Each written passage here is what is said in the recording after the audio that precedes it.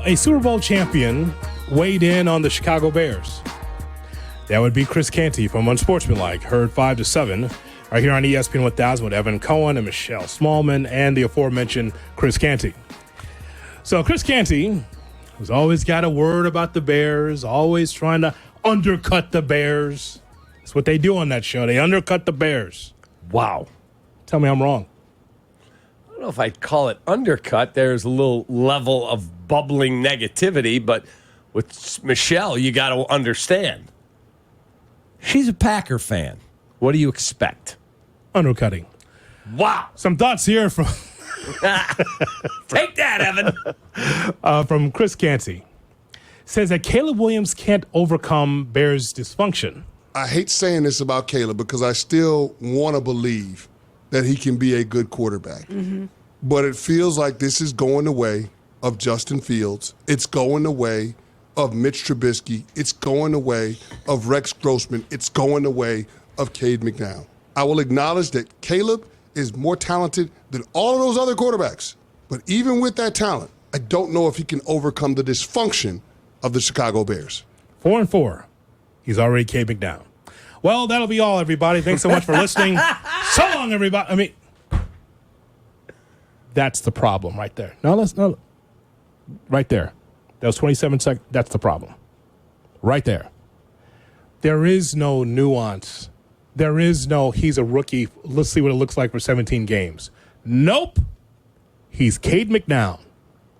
Cap, how unfair is that? You're not going to like me. You'll be fine when we walk out to the garage together and I have our laughs. Hit you with a baseball bat. Yeah. I agree with him.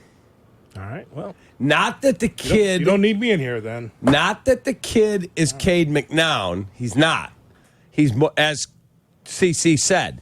He is more talented than all those other dudes. But until that franchise shows me, Hoodie's packing his gear up.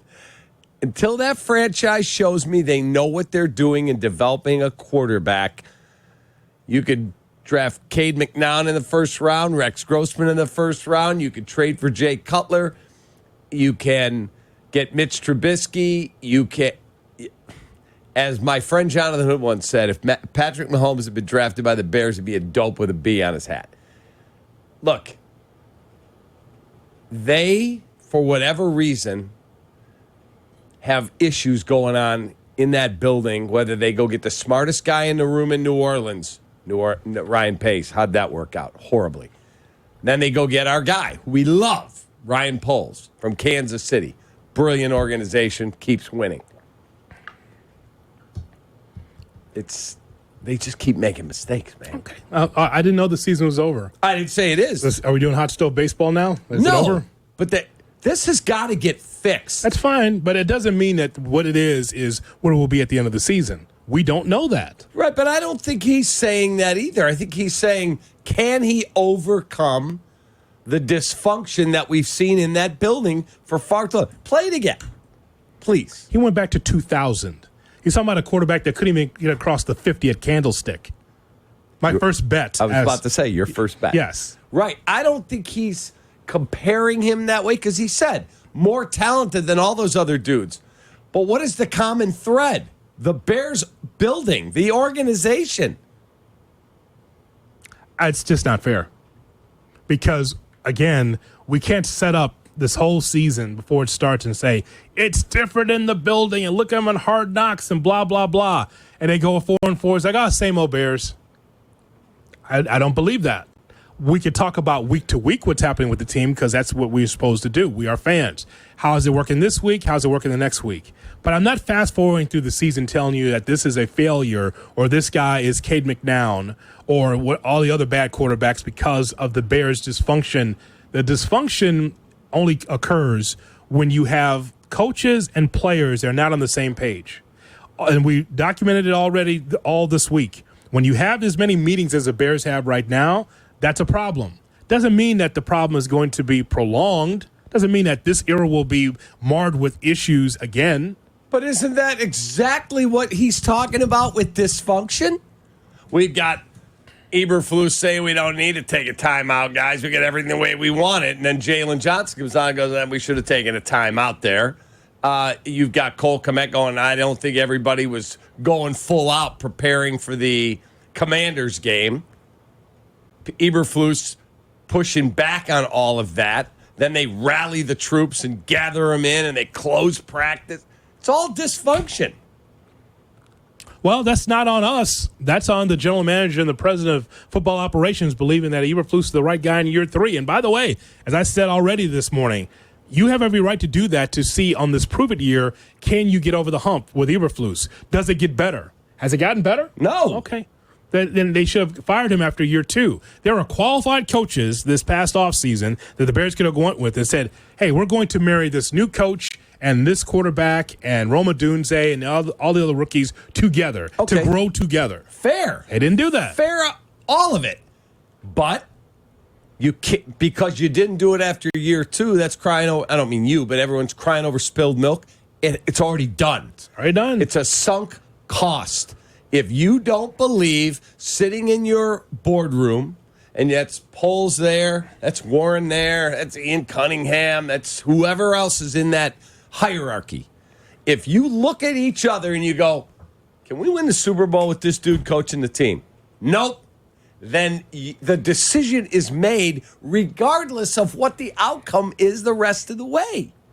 Period. I hate saying this about Caleb because I still want to believe that he can be a good quarterback. Mm-hmm. But it feels like this is going the way of Justin Fields. It's going the way of Mitch Trubisky. It's going the way of Rex Grossman. It's going the way of Cade McNown. I will acknowledge that Caleb is more talented than all of those other quarterbacks. But even with that talent, I don't know if he can overcome the dysfunction of the Chicago Bears. Fair. Until they do, that is a fair statement by CC. I didn't know you were working in Bristol. You're here in Chicago. Don't you covering this team every day? I do. Okay, then, all right. But I think he makes a valid point. Oh, I'll say this, and I think I'll go this much and go, I think this is a fair statement. And that is that as much as I think that Ryan Poles has his team going in the right direction, that he has a stack of talent on both sides of the football that can help this team, I will also say this.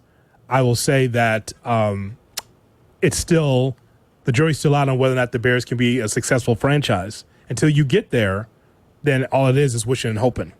I'll go that far. Because, I mean, how can I fight that? You got 3 wins, you got 7 wins.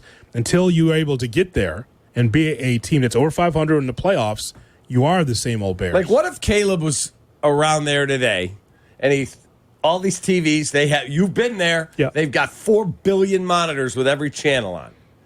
And he said, can we get these TVs turned off? I'm tired of hearing all this. Oh, that's what Mitch said, and everyone went nuts. Yes. But at the same time, though, I'm holding out hope that this, because of the talent, that the talent will overcome. I believe the talent will overcome, and I believe Poles will overcome. I just believe there are systemic problems in the building. Are we all in? It's about winning, period. And Ryan's had to rebuild all of that. All of it. Your thoughts on what Chris Canty had to say. You heard our thoughts. 312-332-ESPN, 332-3776 our phone number to talk to you about the Bears. Also, an all-time great on the north side is no longer part of the Cubs. We'll get into that as well as we move forward here on Kap and J.